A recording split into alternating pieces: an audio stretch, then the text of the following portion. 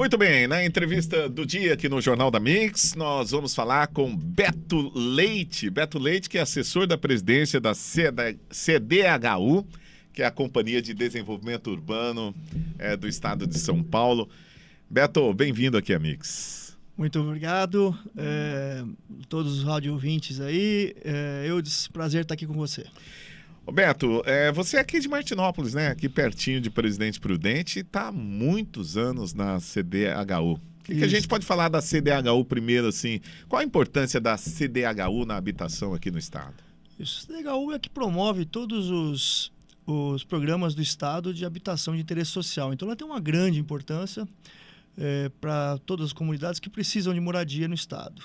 Eu já estou lá há 21 anos na CDHU, já passei por todas as funções. Uhum. Comecei como engenheiro aqui na Regional de Presidente Prudente. Ah, você é engenheiro. Sou engenheiro civil. Uhum. Comecei aqui na região de Presidente Prudente, passei por vários lugares, cheguei à presidência da CDHU e hoje sou assessor lá, trabalho junto do presidente. Beto, você... Na sua presidência na CDHU, qual foi o feito que você diz assim, marcou a minha estadia como presidente? Na época, como presidente, eu consegui dar um dinamismo à companhia para poder tentar e buscar e conseguir fazer coisas mais rápidas, que as casas começassem, o processo burocrático sair mais rápido. Isso foi um grande ganho e que ficou marcado lá dentro, até porque eu conhecia a máquina, conhecia toda a estrutura, tinha passado por todas as escalas e isso foi o que marcou realmente a minha passagem. Foi bastante importante para o desenvolvimento, né? Me fala o seguinte, sobre Martinópolis, você é natural de Martinópolis, foi para São Paulo, mas nunca deixou as suas raízes, né? Nunca esqueceu as suas raízes. Isso, sempre nascido em Martinópolis. Quando nasci, meu pai, o Antonino Leite, era prefeito da cidade, então nasci na época que ele estava... Antonino, uma lenda de Martinópolis. Que ele estava na prefeitura, Antonino que desenvolveu muito turismo, muito importante para a cidade. E depois disso, mesmo já tive alguns outros momentos que eu voltei a morar na cidade e mesmo estando na CDHU, trabalhando no estado todo, sempre tive algumas atividades comerciais e empresariais na cidade e mantenho até hoje. Você tem ainda lá? Ainda mantenho, tenho sempre engenheiro, sempre construindo algumas casas e a casa... Quem conhece gado vai criar gado. Eu conheço de construção. Então, o que você está fazendo de construção lá? Hoje eu estou fazendo um condomínio de um conjunto de casas que são módulos de 4 casas. Então, 4 casas, aí vende as 4, constrói mais 4. Ah, sim. Então, são casas populares também, de um pessoal de um financiamento. Universo do Minha Casa Minha Vida? Isso, Universo Minha Casa Minha Vida.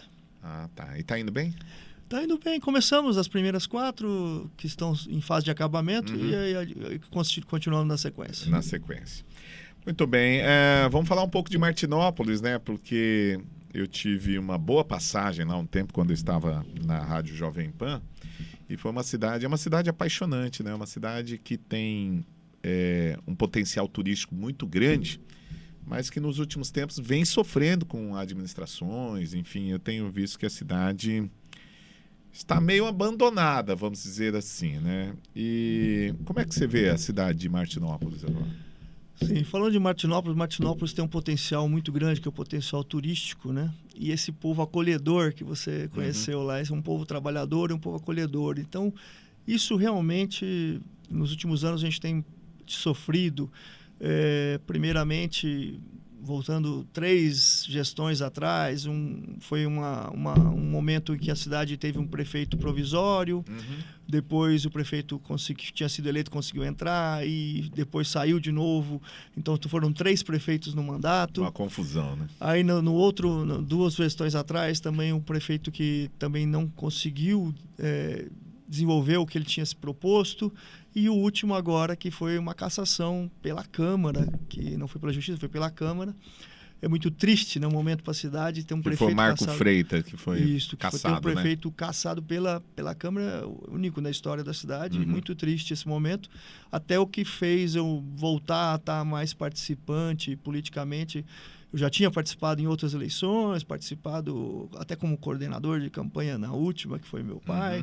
E isso fez com que a gente tivesse realmente um olhar e uma preocupação de estar participando efetivamente porque a cidade está precisando realmente de novos ares, de uma visão de gestão mais efetiva e mais ampla, que olhe a cidade como um todo e não só como o pagar o salário em dia do funcionário, que é a obrigação. Que é a obrigação, né? E às vezes passa a ser uma meta de campanha, né? Exato. Pagar o salário em dia, e aí você fica ali só nesse círculo vicioso ali e a cidade não cresce. Né? Eu costumo dizer lá na cidade que quando a gente propõe nada, o que a gente consegue é nada.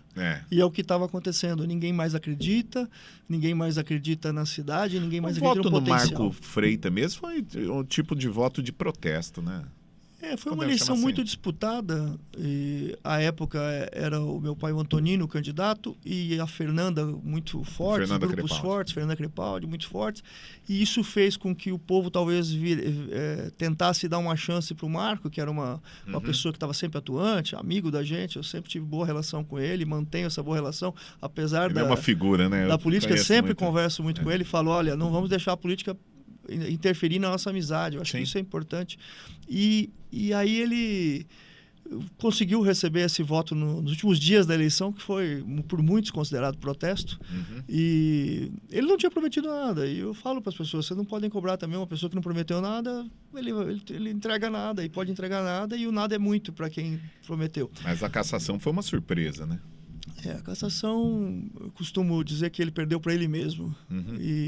Na negociação, na forma de administrar ali junto com os vereadores? Ou não é isso? Ele perdeu também o contato com os vereadores, mas ele se perdeu como pessoa. Eu acredito que ele podia ter conduzido dentro da humildade que ele sempre teve, e acabou algumas coisas.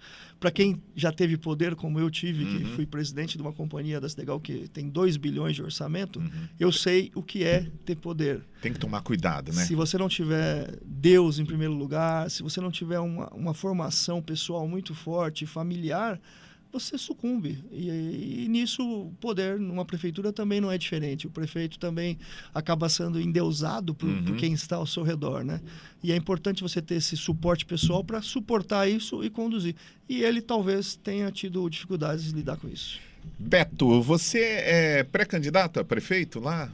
Isso, já me coloquei como pré-candidato pelo União Brasil. União Brasil, estou filiado junto no partido também da Fernanda Crepaldi. Hoje nós estamos com uma relação muito favorável ao bem da cidade, ou seja, acho que até o fato de eu me colocar como pré-candidato favoreceu a unir os dois grupos que tiveram com o Antonino e tiveram com ela. E a Fernanda bateu na trave aí já umas duas ou três eleições. Exato. Então, é uma pessoa que tem um potencial, já muitas pessoas que gostam muito dela. E com a formação desse grupo, a gente tem vindo num trabalho de propor para a cidade realmente essa nova visão, uma visão de quem esteve lá fora, teve muito conhecimento, adquiriu experiência, adquiriu um networking muito importante, muitas pessoas que eu conheço, e que vou tentar trazer para a cidade agora em benefício da comunidade. Bom, o que a gente pode falar de Martinópolis, assim, a sua vocação em relação à represa? Eu vejo que antigamente, não sei se mudou o hábito das pessoas, mas antigamente a represa tinha uma relevância muito maior aqui para a região de Presidente Prudente. Continua ou eu estou meio por fora do... Não, de fato, ainda existe uma relevância, porque muitos empresários, inclusive da cidade, têm suas casas de veraneio lá na cidade. Mas, de fato, o lado do balneário, que foi inclusive o lado que o Antonino, meu pai, abriu na década de 70. Que é o lado do público ali, né? O lado público, que realmente já teve uma utilização maior, está muito carente de uma estruturação voltada para o turismo. Não basta apenas a gente ter um turismo de passagem, um turismo de bagunça, eventos são importantes, mas é importante que a gente estruture o balneário para receber esses eventos. Então, o turismo eu enxergo muito nessa visão de estruturação. E por essa dificuldade, ninguém está acreditando mais em nada. Quando eu falo isso, as pessoas realmente olham para mim e falam assim, mas você vai fazer o que lá? Eu falei, nós temos que ter sim, nós temos que ter espaço para evento, organizado. Temos que ter condição de promover os eventos, para ter um calendário anual de eventos. A represa realmente, ela é o atrativo que a cidade tem, além de outras, agropecuária, de outras atividades.